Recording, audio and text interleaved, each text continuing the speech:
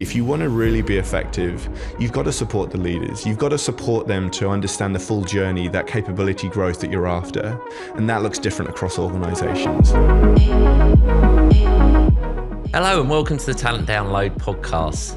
Really pleased today to welcome my guest, who's come from quite a far away actually. He's come from Australia. He's part of our APAC team, Nick Fewkes, who basically is one of our leads in learning and development.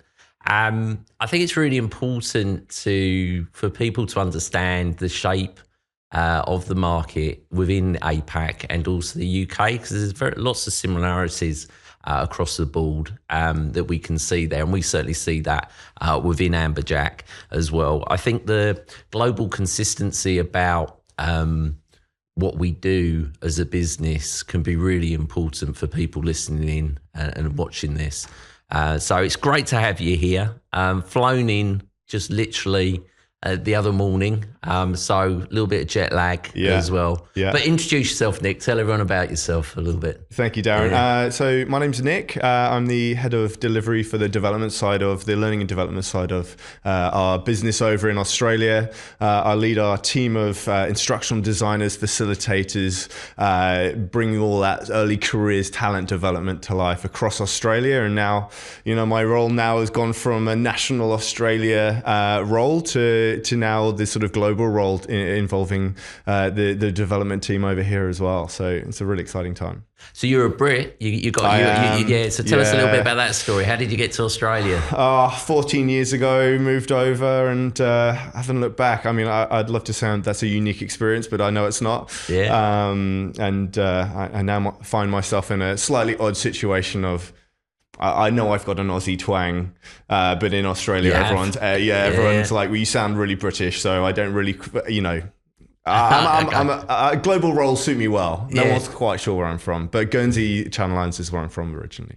And you had an interesting start because in terms of your career, maybe just give people a little bit of insight into that, of how before you sort of started Amberjack, a few of your roles. So I've had a weird and wonderful career, which actually has been a real asset for the early careers development and talking about how careers can evolve, and actually thinking about that in the lead up to turning up today. My first job was I was a fly fishing guide in Wyoming, and I used to go out into the wilderness and talk to people every day about what they did. And one guy gave me some advice, which I didn't know would quite come to fruition in the way it did, but he said, he couldn't predict how his career came to pass.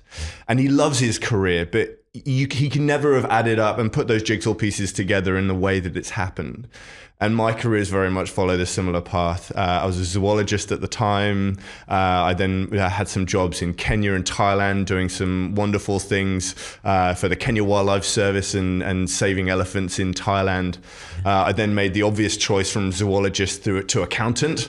And I was an auditor for KPMG and BDO. So a hard transition because I'm from the Channel Islands. So, lots of good financial services auditing needed. And when I moved to Australia 13, 14 years ago, filled a very unique niche in life where I was an accountant by week, auditor by week, and a zookeeper at Taronga Zoo in Sydney. For any of our listeners who've been to Sydney, they'll know it. It's a great zoo on the weekends. I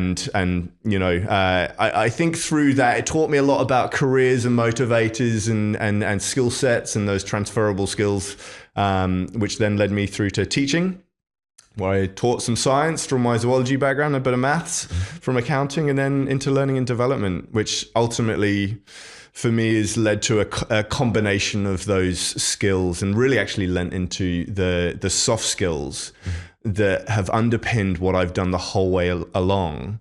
But took me quite a long time to realize that there was a reason that I got taken from a zoology background into audit and accounting, which is that they knew they could throw Nick into any environment, talk to any particular client.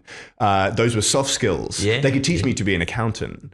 And ultimately that's led me through my career, and I've really understood my assets in terms of my experiences and those skills, and what I also love doing as well. So no surprise, Darren, to find myself in a global role, having grown up in the Channel Islands, worked in Kenya and Thailand and the US and Australia, and now a global role, which is ideal for me. Good. Well, we could talk about the zoology quite extensively regarding it, but I'll try and keep us on track because I know everyone's listening to understand a little bit more about what we're doing in the learning space. Yeah. But give us a view of kind of what that landscape looks like at the moment, particularly you're experiencing it in APAC. You've got a global role for us in the organisation, but just give us a view of what you're seeing at the moment.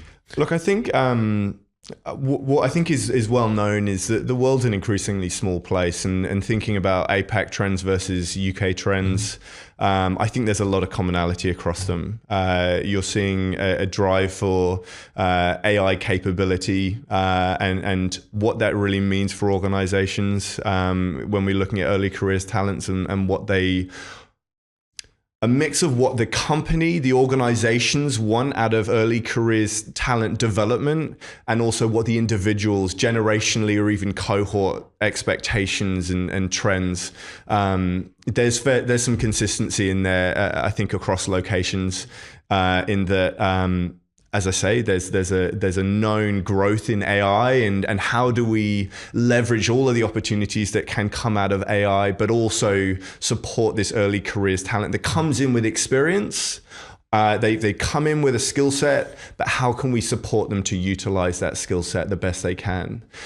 Before AI popped up a few years ago, really popped up, that same story was being told. They came in with experience.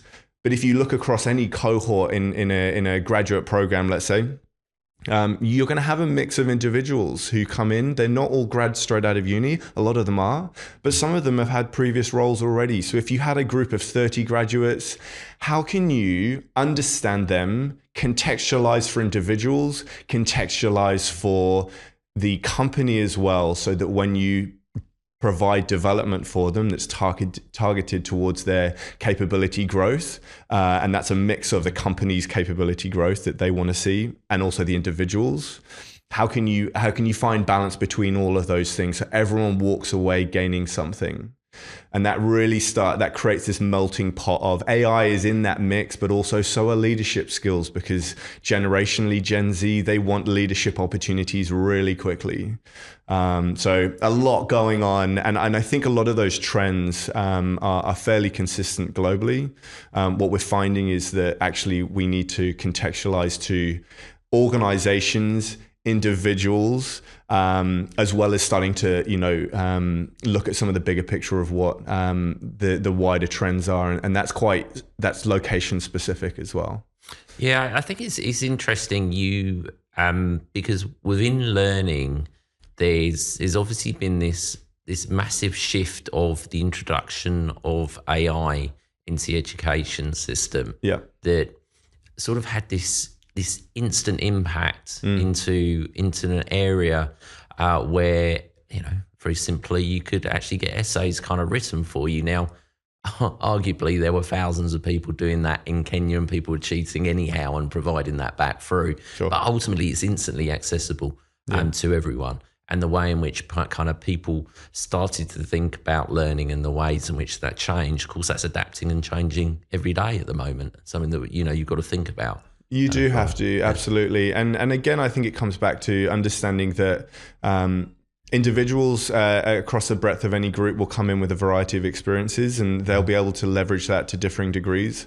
But that application of that knowledge can go from just finding efficiencies in roles, and I think generally people are pretty on top of that, to how do organizations want to actually utilize AI, and increasingly, across the organizations we're seeing, companies are making decisions as to which AI platform they want to lead into for a variety of reasons, and so then what is the gap between how companies want to use it and how early careers talent can use it? And then for us, of course, in development, focusing on those human-centered skills that really become the things that currently AI can't do, and become the differentiators between talent to be able to navigate the workplace that we now find ourselves in, which is changing really quickly, which is great for us because we want to support them in that changing landscape. But what do they really need? What is human-centered capability? And of course, I think there's plenty of conversation out there for our listeners to know. It's creativity, it's emotional intelligence. It's one thing to be able to use some AI, but it's also another thing to be able to talk to other people. There's still people behind all of this. Yeah. So how can I understand someone and work really effectively with them whilst also leveraging AI? AI is not the only story here. It's the use of it in the background as well. Yeah, agree.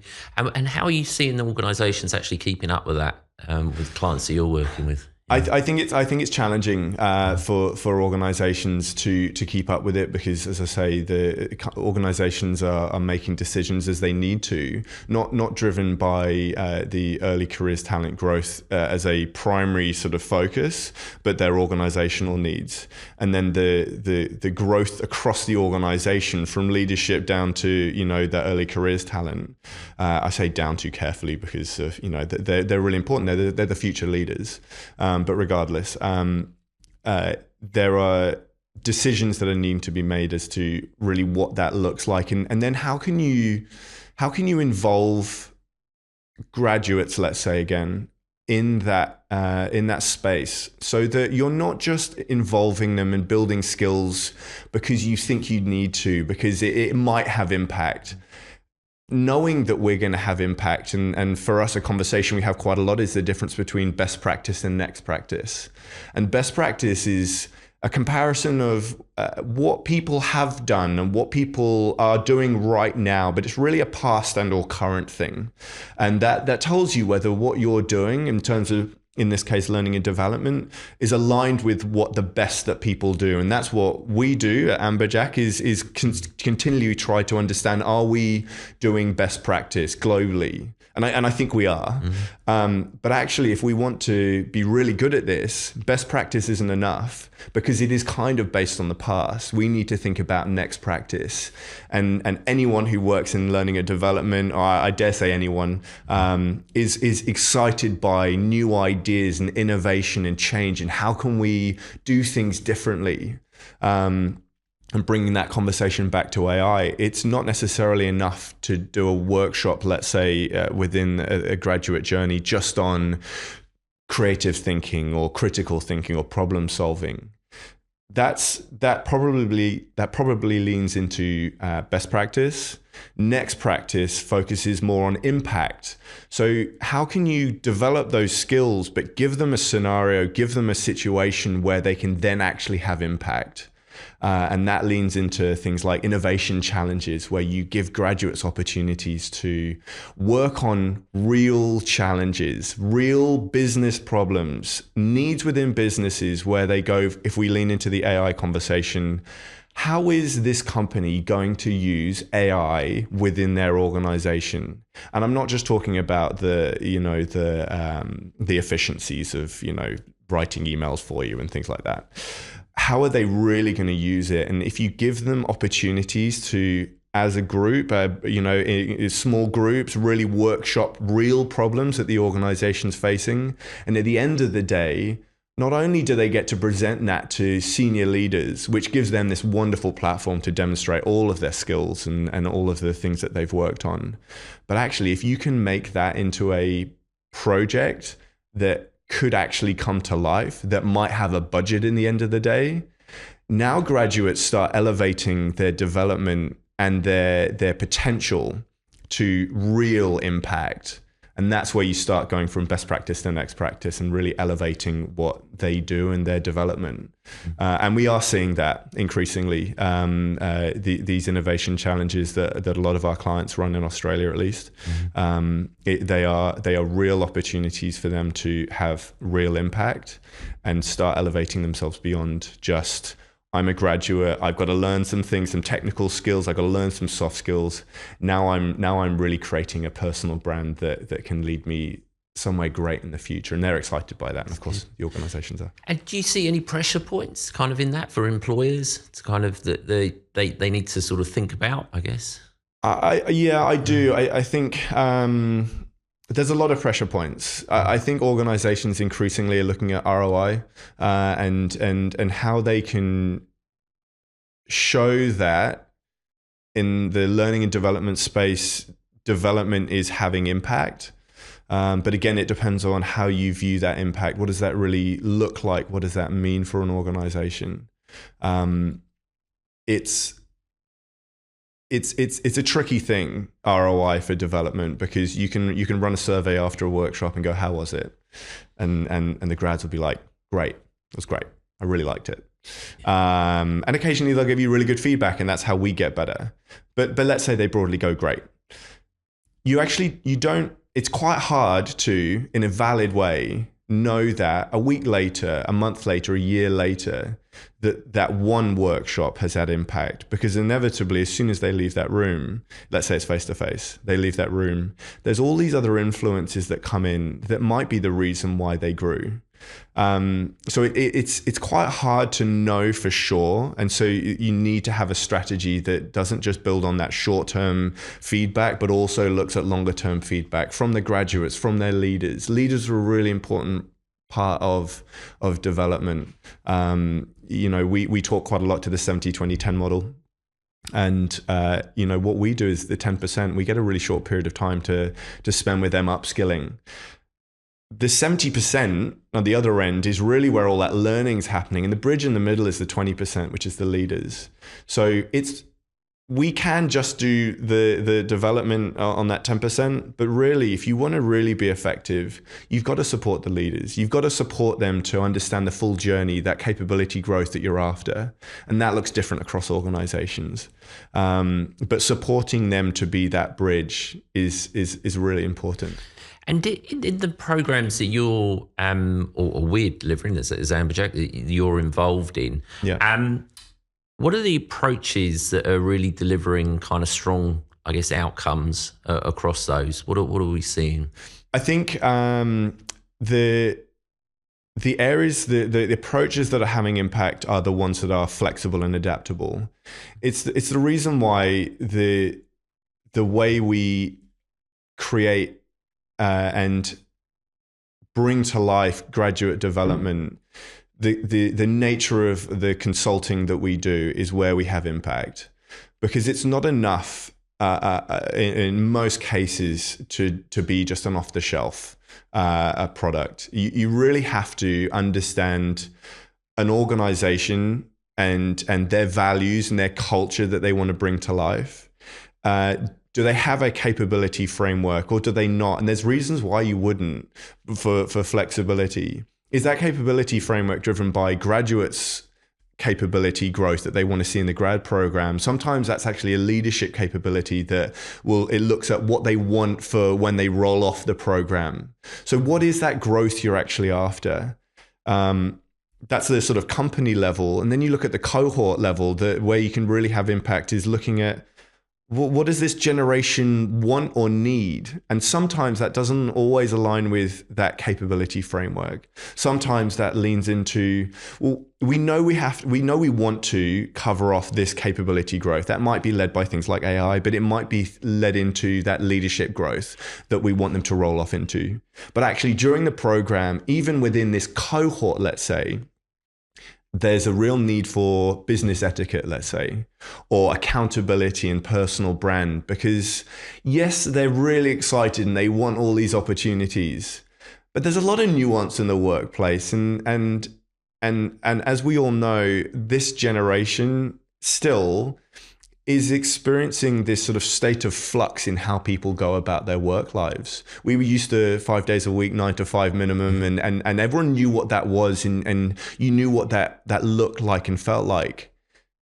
COVID obviously happened, and I don't think I need to remind our listeners as to what that was and what that looked like for early careers talent, but we're still in an evolving space where organizations are increasingly looking at bringing people in, more days a week into the office. But what does that really mean, and how can early careers talent leverage all the opportunities for that? And so that creates challenges that consulting, which is what we do, allows us to address on the fly as we're going along. That's where we're adding value, is to continue to have conversations as we go through even one graduate journey, which could be 12 months, 18 months, 24 months, and figuring out, yes, we were going to do this, but we need to add in some nuance into this, which is addressing particular needs. And that's where we increasingly have value for our clients, I would say. Do you think we ever get into a space where you get into a space where you can risk kind of over-engineering kind of what with the output about what you're doing within that? And, I think there is a risk of that. You could overthink that, and you could overreact to individuals' feedback. For example, it could be an outlier. Feedback's an interesting, tricky thing. For one of my clients, we ran a workshop. It was on presentation skills that led into their innovation challenge. And off the back of the workshop, great feedback, really good, loved it. A week or two later, the client asked the group, hey, how was the workshop? How did you feel? Do you want anything different? And despite giving me great feedback, 2 weeks later, they told the client, great, but, and just a few things that they wanted addressing. And part of my role is to understand that. You don't want to dismiss feedback. It's important. It's real for the people who've given that feedback, but understanding how we want to react to that feedback. And in this case, it was trying to, and I'm hearing this more and more, is give them more contextualization scenarios that are driven by the business itself. And we were doing that already, but they wanted more, and they wanted more detail. And if you, across any organization, you're not always going to get every graduate working in one business area. You're going to get a breadth of them. So now every graduate wants their scenario to be their own. And part of the conversation is, well, yes, we can do that, but also showing them that actually giving them a scenario that isn't their own is still an opportunity to grow. And that's where the skill of facilitating comes to life. These aren't classrooms, they're facilitated workshops where we unpack their experiences and we challenge what they already know, because ultimately, increasingly, this group of talent, they come in with understandings of, they've seen models that we've done before, they've done before, sorry. So how can we challenge them to go, okay, resilience, let's say, how resilient do we feel out of 10? And everyone gives themselves a 9 out of 10 on resilience. You really challenge them on what that really means for them. And of course, no one's 10 out of 10 resilient. There's always areas that we are challenged. So it's giving them options, it's giving them opportunities to challenge them, find those gaps, and then start filling those gaps. That means we start really having more and more impact with them. Do you think there's a generational side to you said about kind of the feedback kind of loop regarding that? You went for feedback initially, then was further. Do you think there's do you think there's been a sort of a change in terms of how open that feedback is around what's being provided? It's a good question. I think I dare say generationally, Gen Z, if we're okay to group them all together, are known for knowing what they want and really wanting and expecting things that you know, when I was a graduate at KPMG, I was a graduate by name and that was it. Whereas now there's an expectation for development, for example. And so they're pretty happy to give you feedback to make sure that what they were expecting comes to life. But I would say also within any of the clients that I've got across Australia, and actually the clients that are across Australia and the UK as well, the feedback that we get from them sometimes talks to their own needs, sometimes talks to sort of broader needs. Is you have to find the line, understand what that really means for them across those locations, and where's the value? What can we actually respond to with regards to their feedback? Yeah. Do you find that the data plays quite a lot into the way in which you kind of then we go about planning, the way in which we think about things for the future? Do you utilize that a lot? We do utilize data, but it does come back to the ROI conversation and really having valid data. It's quantitative data is easier to try and make decisions from, and a lot of our data is qualitative. It comes back to understanding what's happening at any particular time, and feedback's obviously a really important sort of data point for us, for the graduates or through the leaders as well, to get some insight into what is working or what's not working, and trying to understand really what can we do off the back of that feedback. Back to that client I mentioned, I made some changes. The next workshop, one of the graduates who'd given that feedback said in their own feedback for the next workshop, we can see that what we'd asked has been responded to, which is fantastic. Great. Yeah, it's really great, and it led to a conversation for development for the next cohort, for the same client for 2026, to go, what are we doing, and where's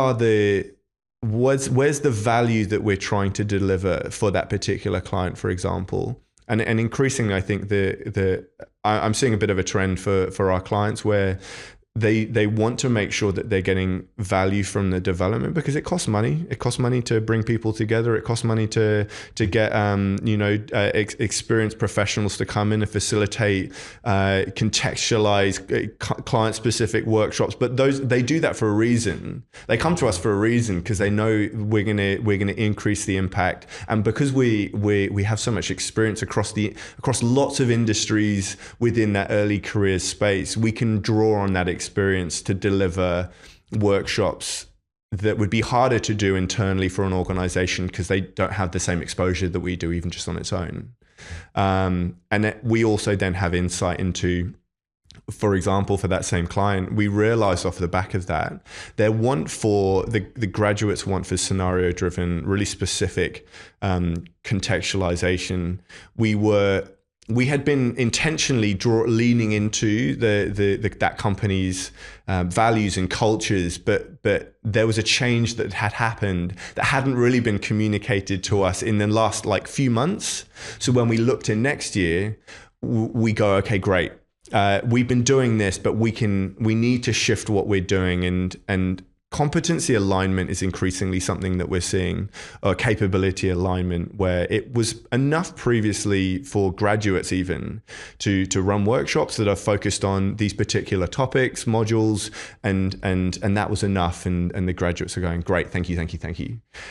Now you run those workshops increasingly and they go, thank you. And why am I doing that? And they want to know the bigger picture. They want to know, why am I doing that? Why is that? Is that adding value? Why is that adding value to me? So giving them that really, that full picture, and that requires planning up front to be able to tell them at the very beginning of an 18-month journey, where they're going to see me, Nick, every single workshop throughout 18 months. And I'm in the background having those strategic conversations with the client. Well, we knew at the beginning there's intention, and it's not just responding, but there's intention behind what we're doing and why we're doing it. And I can tell you every single workshop why you're doing this. And this is the bigger picture that you're working towards. There's an increasing want for that. And that then starts linking back to ROI, to know that the workshops are focused and intentional for development that will lead to those capabilities that you want when graduates roll off.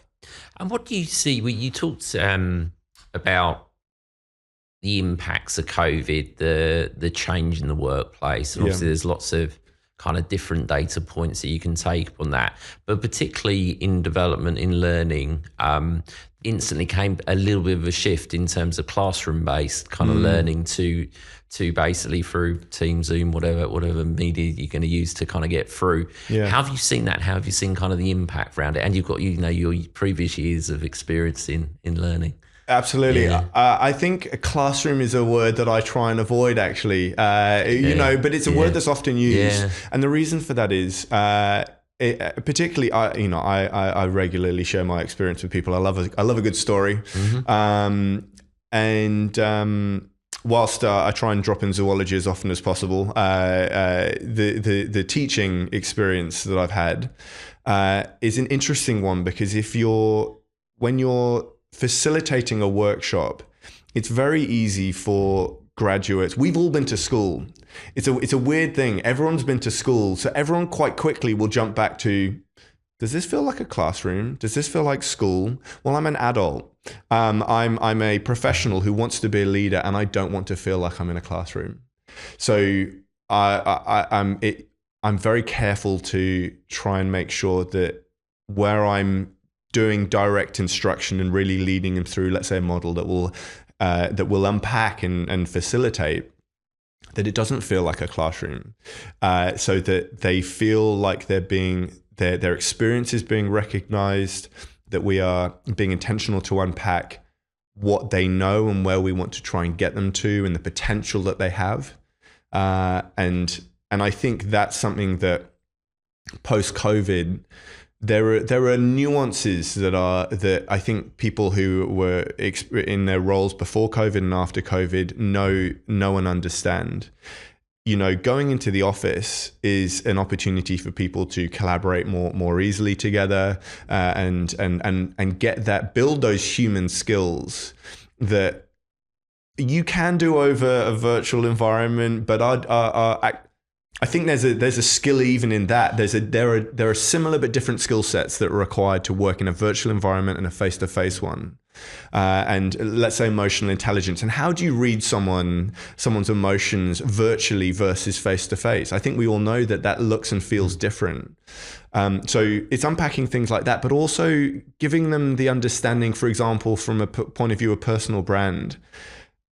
If you're in the office, you not only have the opportunity to talk to your peers, but you have the opportunity to work more closely and get exposure to managers, leaders, senior leaders, and the value that can bring, particularly as the world of work continues to change, is intangible but tangible. And giving them that nuance and sharing that nuance, I think, is really important for early careers talent to understand the full breadth of the value of this sort of changing work environment, so that they can see the pros and cons of both.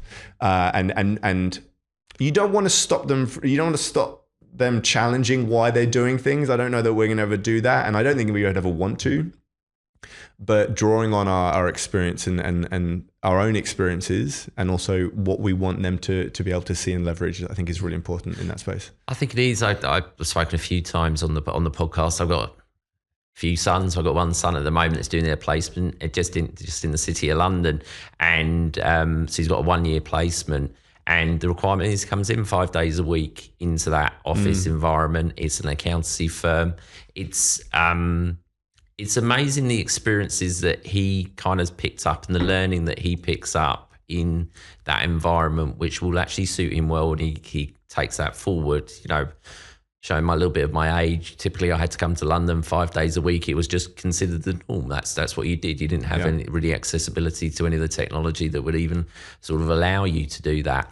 But his learning and his development and simple things like one of the partners taking him out for lunch to kind of speak and understand about how he's going at the moment and things like that are valuable learnings that he's done. And we were just talking about it at the weekend. And I just think you need to create the right environment, obviously, for the people to come in, and they need to see the need for that within the office structure. But that will last him for his development in his career. I can totally see it. Totally. I think there's also an increasing desire for, if we look at the workshops, when we looked at the data for our workshops that we're running in Australia over this year versus the previous years, the desire for workshops to be face-to-face versus virtual has shifted from 60-40 last year to 50-50 this year, with that being an increase in face-to-face workshops. Graduates want that connection, that face-to-face connection.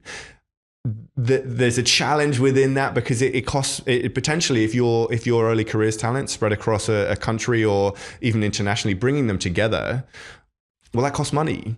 And so you have to know that that's going to add some value to the graduates to the organization that's spending the money. And I was chatting to a client the other day about the want for, in inductions for graduate workshops, to bring everyone together. The importance of that, to bring people together and go, not only are you part of organization A, but we have a culture here and we want you to feel and know what that is on day one. And the way we're going to do that is to bring you all together into one place so that you can feel that, not just what that feels like for organization A, but also as a group and as a cohort, and start building those connections. Now, in one sense, you might say, well, actually, they should be able to feel that if they rock up on day one in their separate locations. But if you bring everyone together, graduates talk and communicate in ways that, again, we never used to, as we all know. And so if they have an experience where they feel really part of that company on day one, actually even before day one, and that's an important conversation to have, that sort of keep warm period. But there is a value there that, again, is potentially intangible. The cost is real, but the value you're getting from bringing everyone together means that people will talk more positively. The graduates will talk more positively about the graduate program at Organization A. And so now not only are you building culture that will pay dividends later on for you just with that cohort going through their grad program, but actually you can leverage that feeling in attraction. It starts paying dividends elsewhere. And that's where, again, that ROI conversation is a really interesting one, because that one thing alone might provide value that we're not always thinking about in the breadth of the full grad program, not just in development that I focus all my energy on, but actually the sort of the bigger picture and how a grad program is perceived more broadly. Yeah, that's good. We talk, Amberjack, about a role which we see as the future. We call it the creative generalist type role, where you see the candidate's ability to utilize the language models that are available, the ChatGPTs, those different types of products within their current role, almost sitting alongside them as an assistant. These have been around now for a little while. We talked about it a moment ago in terms of, just suddenly entering the education space, and suddenly how you had to kind of adapt to that from a teaching perspective. But I believe the future is where we need to test and look at the way in which a candidate's ability to basically utilize those types of tools for the future, because it's happening every day. Generally smart people are thinking about how can that actually sit alongside me and help me within that role. And I think that'll be an interesting journey, kind of particularly as we think about our content, the way in which we kind of work with people for the future. Absolutely. As we go forward. I think that leans back into that best practice, next practice, and trying to think proactively about what the future will look like and what we need to be assessing for the development, the capabilities we want to develop for. I did a talk at our industry conference in October about what the future of the grad industry might look like, and unpack some potential scenarios and of what if grad programs were not as focused on permanent roles at the end, but a recognition that it might be more project-based kind of gig work. What would that mean for grad programs? What would it mean if graduates were more interested in their impact from a sort of social, sustainable perspective over that next role? What does that mean for grad programs? How do we incorporate that shift in focus from an EVP perspective, or how you're assessing for that, how you're showing that through innovation challenges like I mentioned before? And then of course we spoke about AI because it's a hot topic and everyone wants to talk about it. And what does that look like from the point of view of, again, assessing or developing? I think if we want to remain relevant, we have to be asking these questions. That's obviously important for us as a business to make sure we're asking those questions, but also, ultimately we want to have impact. We want to support the graduates to be the best they possibly can be. And I think that's us challenging the idea that graduate programs aren't just entry points, they're launch pads. And that requires a rethinking from the whole grad industry to go, what does that really mean? What can we do differently? For example, that first scenario where one of our clients actually really leans into this, but it's the nature of that client, which is a project-based. They run this really big project in one of the states in Australia, and they know that there is that project will come to an end. So they bring graduates into that organization to get experience, but not get a permanent role at the end of it. Their service to the industry is really around building future talent and that talent pipeline that then becomes hopefully circular in nature. They get out into the industry, they roll off the program, they leave the organization, and you can then track what happens to those people. Where are they having impact? It's where alumni networks, for example, become really impactful for them to see what's happening to them. And hopefully those people might even come back back into that organization, having gained more experience into that organization, potentially if that project is still ongoing, because they know it's definite, it's not indefinite. That works for that organization, but if you look at other organizations, do they really want to put all of that investment into future talent knowing that they'll leave?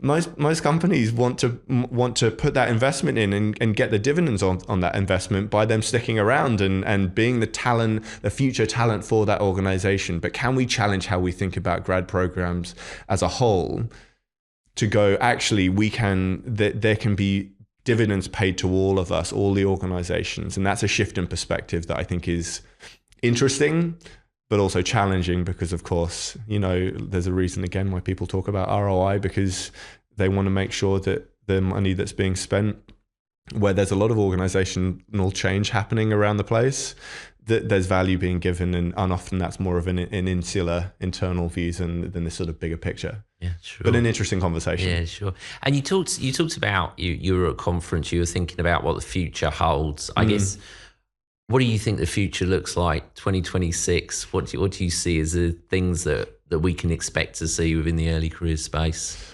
I think increasingly I'm feeling like, and of course this is self-serving, but the value for us in that consulting space to create personalized development workshops that are contextualized to the individuals as well as the organization, giving that picture and using our expertise to lean into capability alignment, looking at leadership capability growth, and really understanding what that is so that we know that we're having the impact, that future impact that we really want to have. Ultimately, I actually unpacked with my team the other day about all of the things that we do to try and service and support graduates, early careers talent. And the early careers talent, I keep saying, because it's not just graduates, it's where we do a lot of our work, but it's interns, it's apprentices. And of course, their contexts are different again. But understanding what they need, and then also what the organization needs. And I mentioned before, keep warm and the importance of that. For organizations, they spend a lot of money on attraction and recruitment, and they want those people to turn up on day one. And development, there's an interesting space that crosses both sort of that attraction recruitment space and the development space, where that keep warm opportunity for people to connect. You bring everyone in on a day before they start so that they see the office and they meet each other. We run a lot of workshops that are virtual workshops that let's say we run 3 of them. The first one will be on just get to know your connection, that kind of thing. The second workshop would be on transition to work life. What does that look like? How are you feeling about turning up on day one? What will that look like for you in terms of your energy and how you're going to utilize that? What do you think the stresses might be? What are you worried about? And you open those conversations up, and it means that people not only get to talk about it and realize that they're on the same page as everyone else, but also inadvertently building some more connection along the way. Yeah. And then we'll talk about personal brand, like how do you want to rock up on day one? Know that when you turn up on day one, everything you do will impact your brand and how you're perceived. Can you totally control how other people perceive you? No, but can you influence it? You can. So giving them that perspective, and I think you really there's such an opportunity to develop skills before they've turned up on day one. Not only does that help the talent that rocks up on day one, but it helps the organization, because graduates will go, well, company A is giving me all of this before I turn up. Company B's not. I'm going to turn up to company A, and that helps with renegs. There's so many wins to be had from that. And as you know, we're trying to be adaptable in that space too. Because again, you need to be adaptable. You need to innovate, and using 60, our e-learning, micro-learning opportunity to support them when they're not in a workshop, but they can access some learning, and they still feel connected, and they can connect with that anytime. So now I not only have opportunities to see my cohort and build my development 3 times in the, let's say, 3 months before I turn up on day one, and now I can access it anytime, because I've now got like a really Gen Z friendly opportunity to upskill myself. And that's ultimately what this generation want. They want more. So, hey, we can give you more. So I think there's a lot of opportunity out there across a lot of things. And I think that's ultimately sort of the message, is that there are a lot of things that we need to get right if we're going to get this right. Yeah. It's been great listening to all your insights today, Nick. One of the things I always like to do is a quick fire, rapid question round with anyone who comes. One word answer. I sometimes allow a couple or a few more words if you want to. But I've got a whole list of quick questions for you to run through. So one word, describe today's early talent. Potential. Biggest mistake organisations make in early careers L&D. Inflexible. You're not going to like this word, but I prepared it already. So classroom learning, dead or evolving? Dead. Perfect. AI in early careers, threat or opportunity? Opportunity. The biggest differentiator for employers by 2026? Adaptability. And finally, one word that should define early careers programs of the future? Amberjack. Perfect. Well, I appreciate you spending some time with us, Nick, today, and I hope you enjoy the rest of your trip. Thank you so much. Over in the UK. It's been a great conversation. I hope everybody's enjoyed listening into it, and I will be back speaking to you again very soon. Fantastic. Thank you, Darren. Thanks.